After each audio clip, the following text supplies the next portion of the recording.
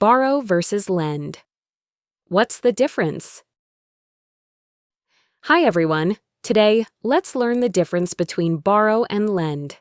These two words are very common, but many English learners confuse them. The difference is actually very simple.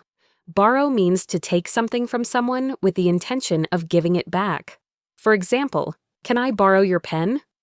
She borrowed a book from the library.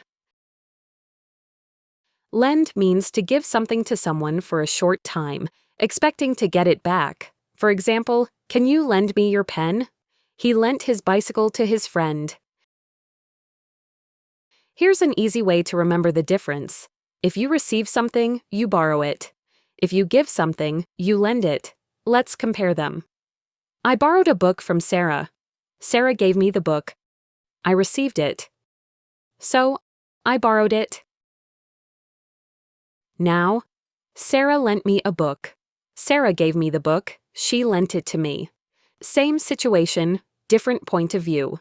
Remember, borrow equals receive temporarily. Lend equals give temporarily. Now you know the difference between borrow and lend. Can you make a sentence using one of these words? Write it in the comments below, and don't forget to follow for more easy English lessons.